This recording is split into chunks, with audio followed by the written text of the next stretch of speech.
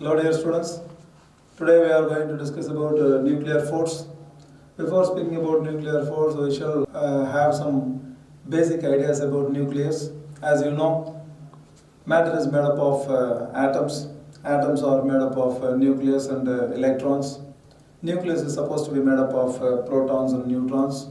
Protons are positively charged particles, neutrons are neutral particles. They are existing inside the nucleus.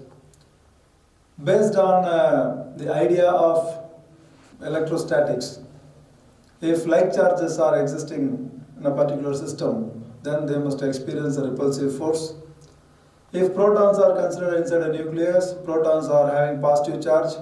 So inside the nucleus, the positively charged protons must repel each other. They are separated by a distance of the order of 10 power minus 15 meter. We call it a Fermi. So they are at a separation of few Fermi distance. The protons are at a separation of 10 power minus 15 meter. So each of the proton will exert a force on another proton, which is said to be a repulsive force. We can calculate the magnitude of repulsive force here based on Coulomb's law of electrostatics. The repulsive force between the two like charges can be given by the expression F is equal to K Q1 Q2 divided by R square. K is the constant of proportionality, which is 9 in 10 power 9. The charges Q1 and Q2 are the same, which is nothing but the charge of the protons. So the charge of protons can be taken as 1.6 in 10 power minus 19 coulomb, the whole square, as Q into Q is Q square. And the distance of separation between the two charges is 10 power minus 15, the whole square, because the protons are separated by a distance of 1 Fermi. So 10 power minus 15, the whole square. If you simplify this, you will get a magnitude of 230 Newton force. So this explains this much magnitude of repulsive forces acting between the two protons. If we consider the force between the protons inside the nucleus is said to be a Coulombic force, right? Then what will be the corresponding acceleration experienced by the protons inside the nucleus if this much magnitude of force is said to be acting?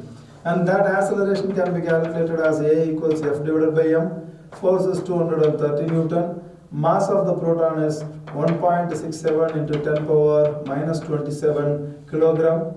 If this is calculated, then you will get 1.4 into 10 power 29 meter per second square.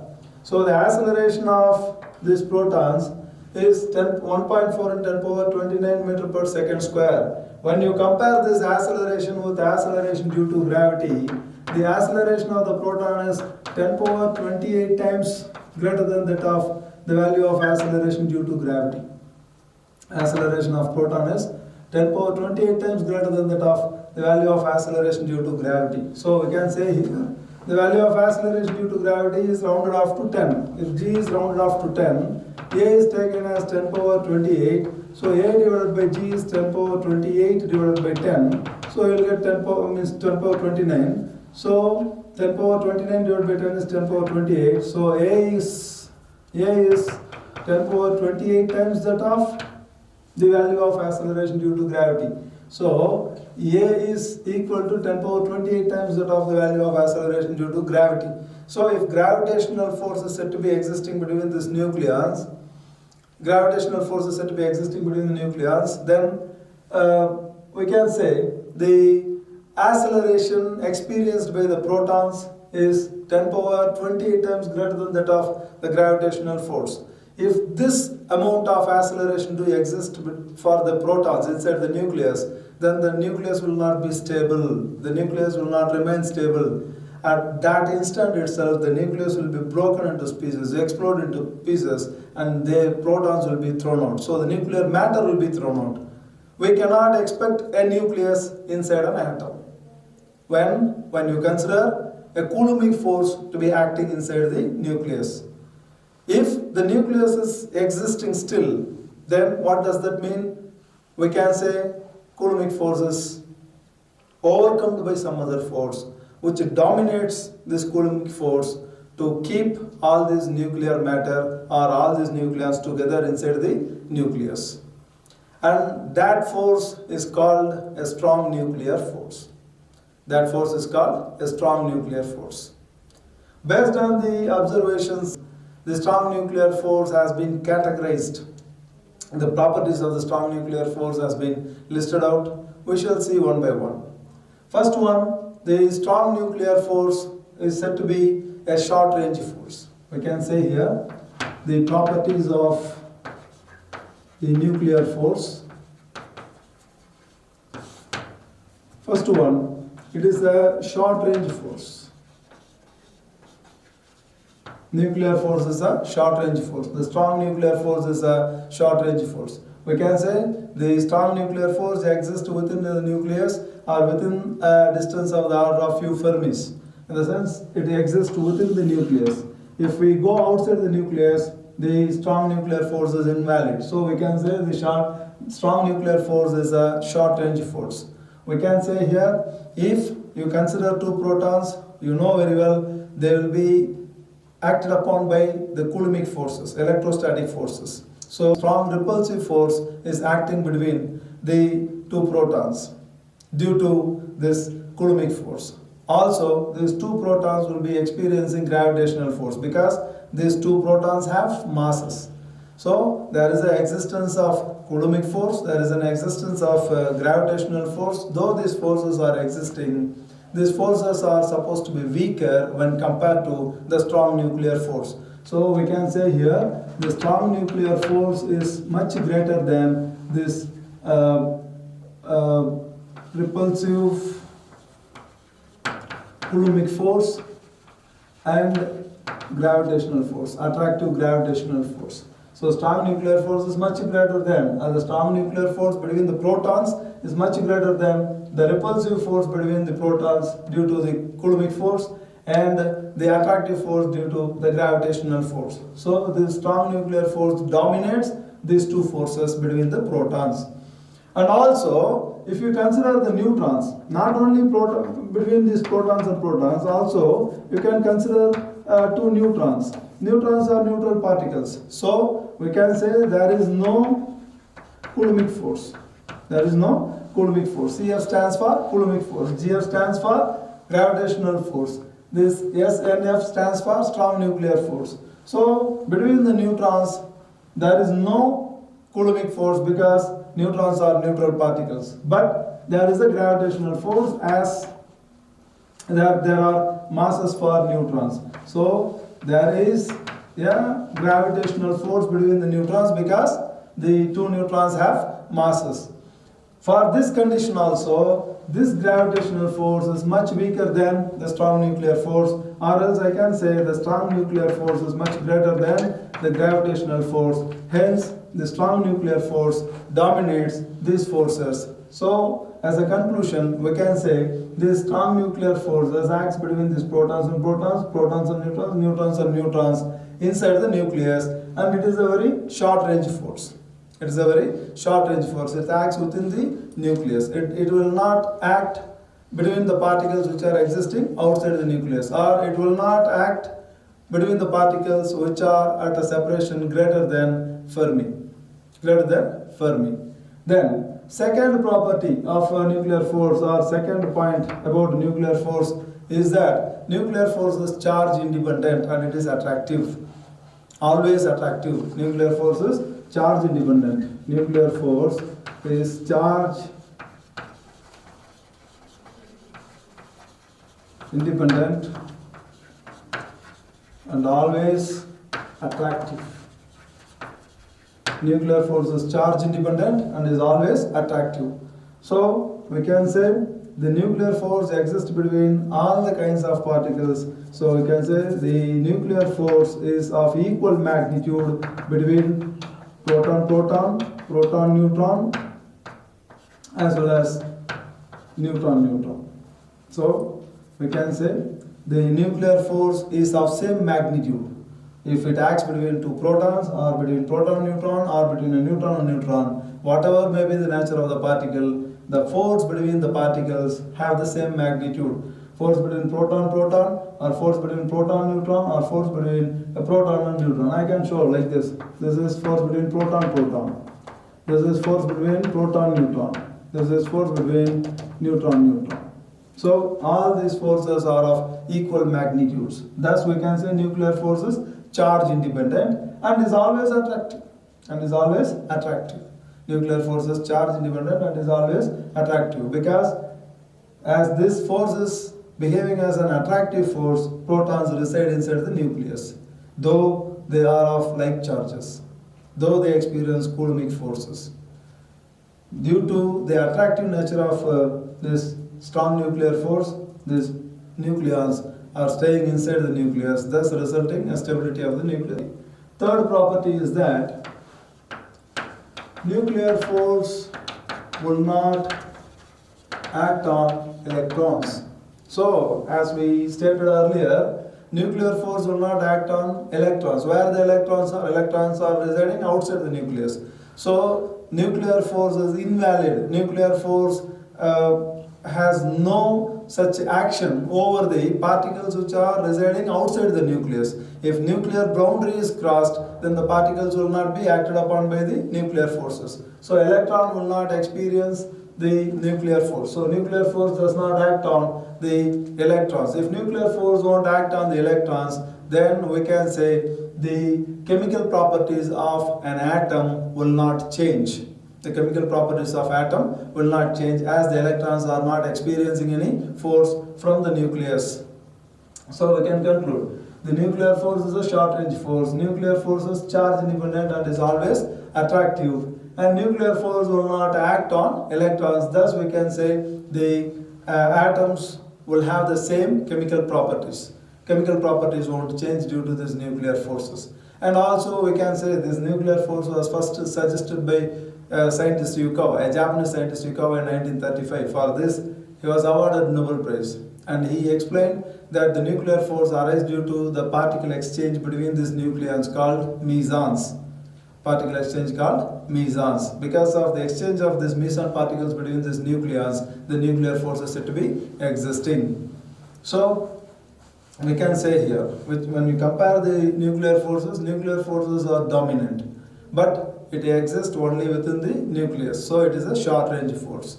Second thing, the nuclear force is charge independent. The magnitude of force between proton-proton, proton-neutron and neutron-neutron are the same. So we can say here nuclear force is charge independent and is always attractive, because of this nature all the nucleons are allowed to stay inside the nucleus. So nuclear force will not act on electrons, as this nuclear force is said to be acting only within the nucleus. The electrons will not experience such forces, so the chemical properties of the atom will not change due to these nuclear forces. So this is all about nuclear force. We shall now discuss about radioactivity. In the binding energy per nucleon curve, you might have seen the curve. The variations are like this. The variation of binding energy per nucleon value takes place like this with respect to the mass number. If you observe the curve, you might have seen for elements having atomic number greater than 82, the binding energy per nucleon value starts decreasing. Which indicates that the nuclei are said to be unstable. These nuclei which are existing above the atomic number greater than 82 are said to be unstable nuclei. You might have studied about the entire binding energy per nucleon curve. The most stable nucleus is ion nucleus, and the most stable nucleus exist in the range between 40 to 120, and the unstable nucleus exist beyond the atomic number greater than 82. So, in this existing world, whatever the object or whatever the system is, when it is said to be in an unstable condition, they, however, try to become stable. They do some manipulation to attain their stability. We can go on with so many number of examples, but here, as we are discussing about a nucleus, we can say an unstable nucleus will also try to become a stable nucleus. How? By emitting some kind of particles from its nucleus.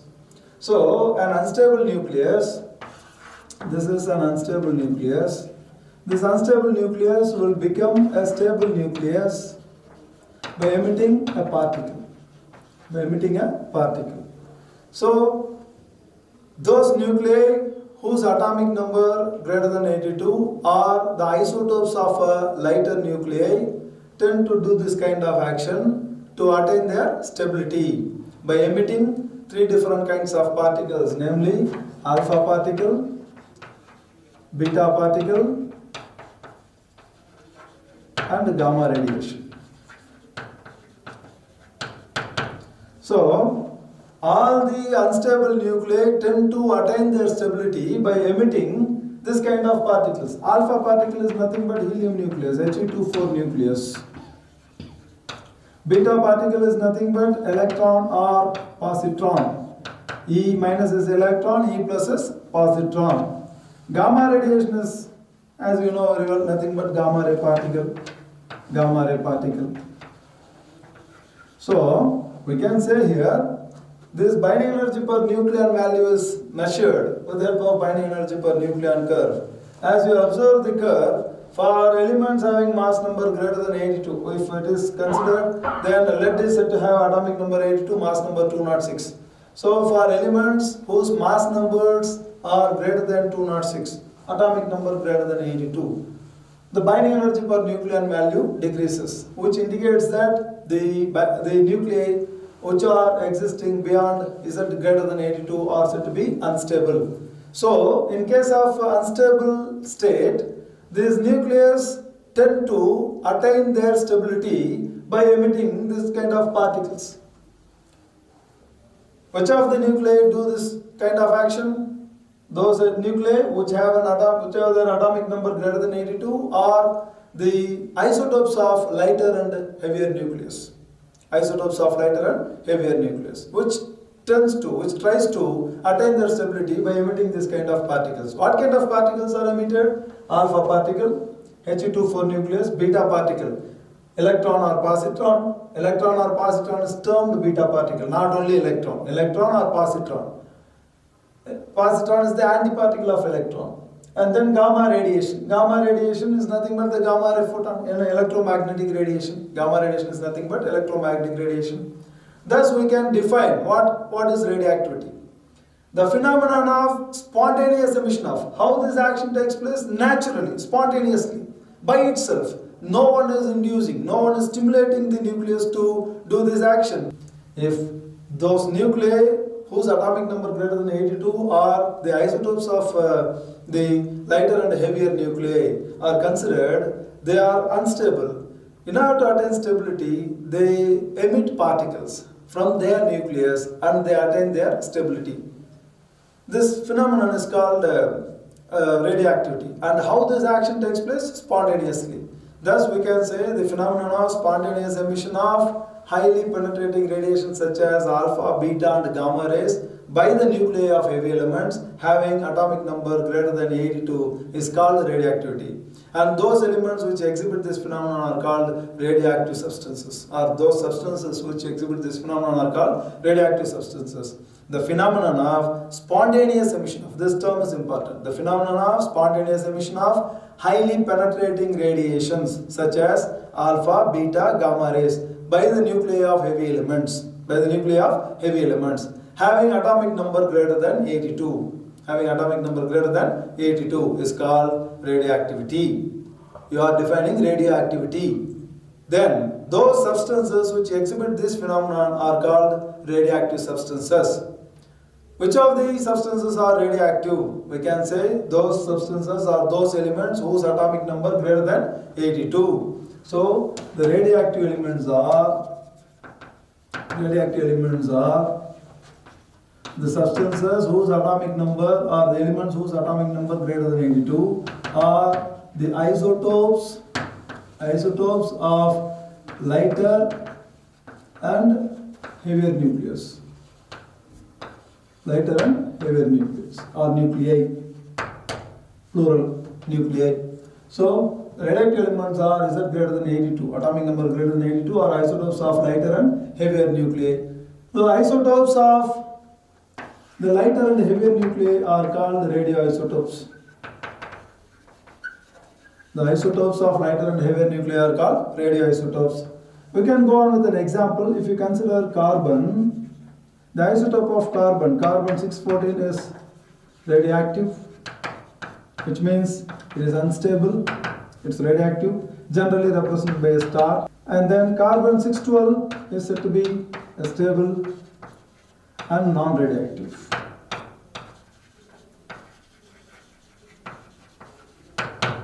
Both are carbon atoms, but carbon 612 is stable, carbon 614 is unstable. So carbon 614 is radioactive, carbon 612 is non-radioactive, carbon 614 is the isotope of carbon, isotope of carbon. So carbon 614 is radioactive. Thus, we can say those elements whose atomic number greater than 82 are the isotopes of lighter and heavier nuclei are termed radioactive elements. The isotopes of this lighter and heavier nuclei are called radioisotopes. And then, while speaking about this radioactivity, we have to speak about an important idea which we call disintegration energy. Before speaking about that, we should know something. Suppose if a substance has certain mass which undergoes a disintegration, its mass is decreasing. And then if a particle is emitted, in that case, mass of the product nucleus as well as the mass of the particle emitted, when you take the sum of these masses, this sum of these masses will be always less than the initial mass. So what happens to the difference in mass? The difference in mass will be converted into energy. The difference in mass is converted into energy, which we are going to speak about. What is the use of these radioisotopes? Radioisotopes are mainly used in many fields. Radioisotopes are used in medicine, radioisotopes are used in agriculture, radioisotopes are used in cancer treatment, radioisotopes are used to treat skin diseases. You can just go on. In general, I can say, in the field of medicine, agriculture, industry, whatever, wherever you can apply or you can use these radioisotopes. So radioisotopes are much useful in these fields. Let me speak about the simple idea here. Initially, a parent nucleus is there. A nucleus or a heavy nucleus is there, which is said to be unstable. This unstable nucleus will not stay long. It will undergo a disintegration by emitting either an alpha particle or a beta particle or a gamma radiation and try to become a stable nucleus. So I can say here, if A is a unstable nucleus, it tends to become a stable nucleus by emitting a particle represented by small letter a. So, a parent nuclei or an unstable nucleus tends to become or attains stability by emitting a particle. Here. So, what happens here is that if you calculate the total mass of the products, this is always less than the total mass of the reactants. So total mass of the product is less than the total mass of the reactants. So we can say here there is a difference in mass. We call it mass defect. Delta M, difference in mass or mass defect. If this delta M is less than 0, then we can say energy is released according to Einstein's mass energy relation, modulus of delta M into C square. E equals modulus of delta M into C square. So what happens here? An unstable nucleus is becoming a stable nucleus by emitting a particle. Either it may be alpha particle or a beta particle or a gamma radiation. This is a spontaneous process. Naturally this process will happen. If it happens, then if you calculate the masses on the reactant side as well as the product side, the total mass of the products, which means the resulting nuclei and the resulting particle, this total mass must be taken as a sum. And then the mass of the unstable nucleus should also be calculated. If you compare the masses, the total mass of the reactant is greater than the total mass of the product. If the total mass of the reactant is greater than the total mass of the product, then the difference in mass is converted into energy.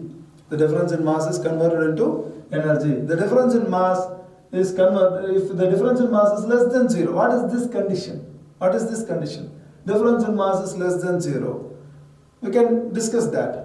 If the difference in mass is less than 0, energy is released according to Einstein's mass energy equation, E equals delta m into c square. See, I have used modulus, which means delta m may either be positive or negative. Delta m may be less than 0 or greater than 0. Delta m may be less than 0 or greater than 0.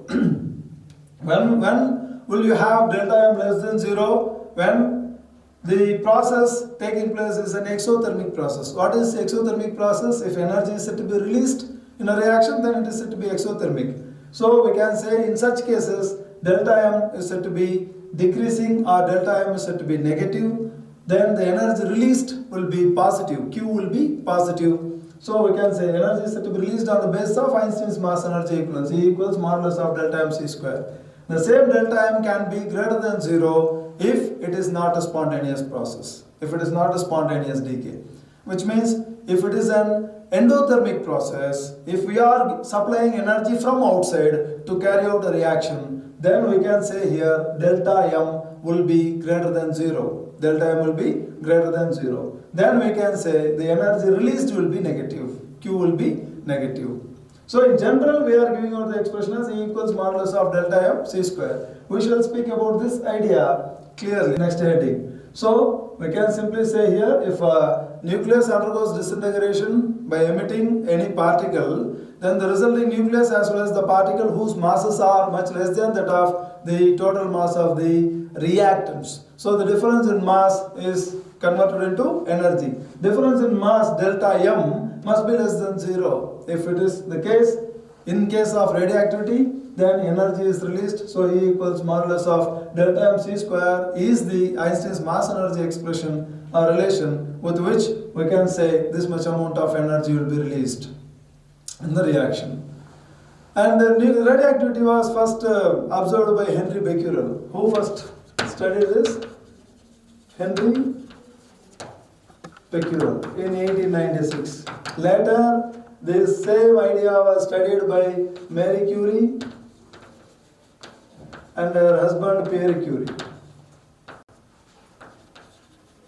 Marie Curie and her husband Pierre Curie. They obtained a clear understanding about what radioactivity is. And then in India, if you want to carry out the studies in nuclear physics, then the premier institute which pursues the studies about research about this nuclear physics is the Saha Institute. Saha Institute of Nuclear Physics. Saga Institute of Nuclear Physics, which is SINP, in Kolkata. Right. We shall now discuss about alpha decay. Before speaking about alpha decay process, we shall speak about the delta m and the energy released in nuclear reactions, and then we will go for alpha decay process. We shall now speak about the simple idea here. Suppose a parent nucleus is undergoing a disintegration by becoming a daughter nucleus, and with the emission of a particle, then we can say here the initial mass of the parent nucleus is taken Mi, mass of the daughter nucleus is taken Mf, and the particle has a certain amount of mass, let us say m. Then we can say here, as per Einstein's mass energy equation, we can say the mass energy of this parent nucleus is MIC square, mass energy of the daughter nucleus is M of C square, and the energy of the particle is said to be, instead of considering particle, I can simply say parent nucleus is becoming daughter nucleus by transforming or by providing a particle, so that a difference in mass is resulting, and the difference in mass is giving you energy Q. So we can say here, if you want to calculate the energy released, Q can be taken as MIC square minus of MFC square, which is MI minus of MF into C square. MI minus of MF into C square. So we can mark it as minus of delta M into C square. This energy released can be given as minus of delta M into C square. Why am I writing this as minus delta M? Simply, we can say here, if you are calculating difference in general, it is always taken between final minus of initial.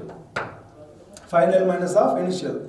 But in this expression, we are getting Mi minus of MF, which means initial minus of final. So you must represent this in the reverse order as minus of delta M. So when minus sign is introduced, you will get MF minus of Mi. Idea will be clear. So Q equals minus of delta M into C square. So in this particular case, I can just give you a list here or simple idea here. If it is an exothermic reaction or a spontaneous reaction, I can say delta M must decrease.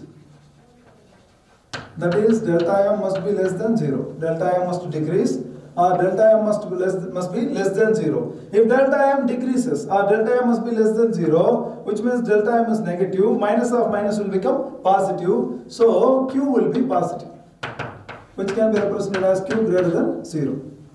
Q greater than 0. Suppose if it is an endothermic reaction where the equation is or the reaction is not spontaneous. We must supply energy from outside to the process. So we can say here, in this case, mass is increasing. In this particular case, mass will increase. If mass increases, delta M will be greater than 0. If delta M is greater than 0, delta M is positive. Delta M is greater than 0 means delta M is positive. If delta M is positive, Q will be negative. So we can say Q is negative, or else I can write Q is less than 0. Q is less than 0. You must be clear with this idea to understand this alpha decay process, or otherwise to speak about radioactivity.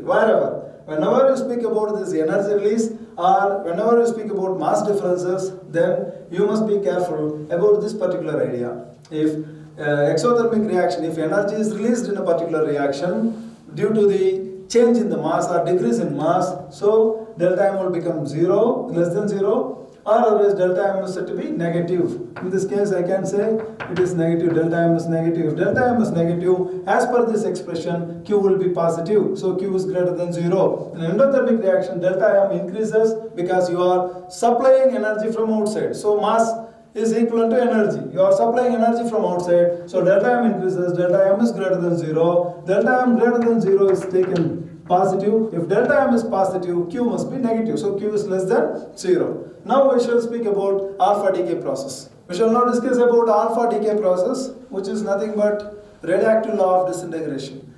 In other words, we can say this is Soddy-Fajan law. We are speaking about alpha decay process, generally represented as alpha decay process.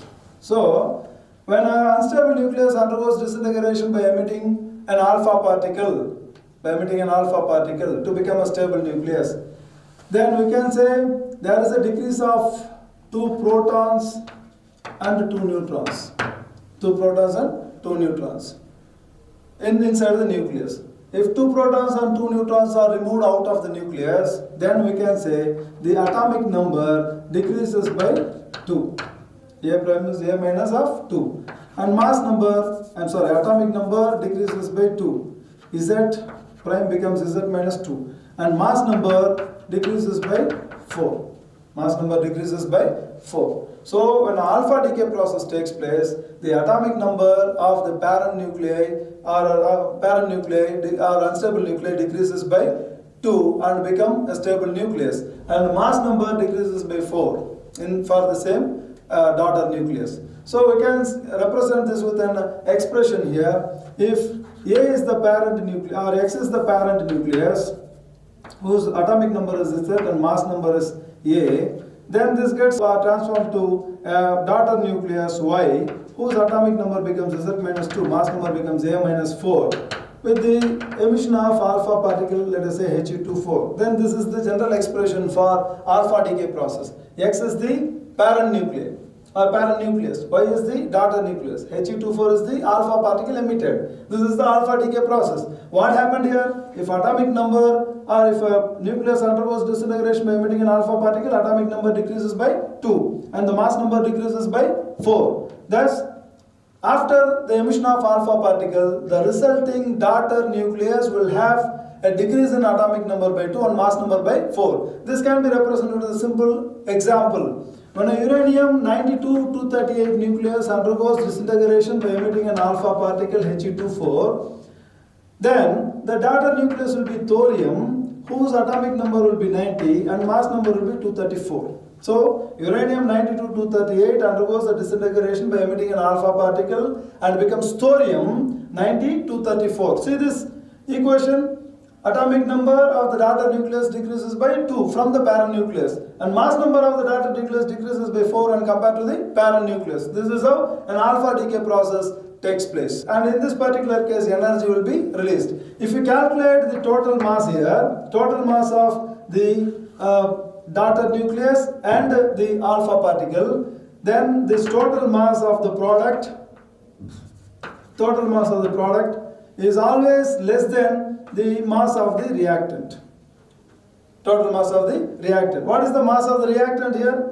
Or what is the reactant here? Uranium. When you compare the mass of uranium with the masses of thorium and alpha particle, you can say the total mass of thorium and alpha particle is less than the mass of uranium nucleus. Then what will happen? The mass is decreasing in this particular case, so I can say delta M is less than 0. If delta M is less than 0, Q is greater than 0, we can say this is a spontaneous process. So in a spontaneous process, Q is greater than 0, in which case the mass of the products is less than the mass of the reactants. So energy is said to be released. What exactly happens is that the initial energy gets transformed to the kinetic energy of the products.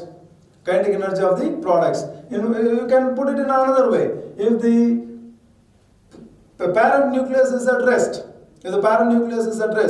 then the energy released will be given to the products as their kinetic energy. It will be given as the kinetic energy of the daughter nucleus as well as the particle emitted. So if the parent nucleus is at rest, the energy possessed by the parent nucleus is transformed to the daughter nucleus as well as to the particle emitted as their kinetic energy. So Q is greater than 0. This is a spontaneous process. So we can say if it is a non-spontaneous process, if the process is not a spontaneous process, then Q will be less than 0. In which case we can say it is a not spontaneous process.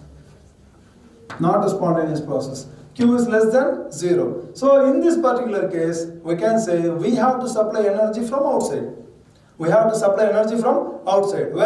the mass increases, delta M will be greater than 0. Delta M will become greater than 0. So that happens in case of a non-spontaneous process. In case of a spontaneous process, you can say the value of Q is greater than 0, delta M will be less than 0. Mass decreases, the energy released will be increasing, or energy released will be positive. So the total mass of our total energy possessed by the parent nucleus is given to the daughter nucleus as well as to the particle emitter.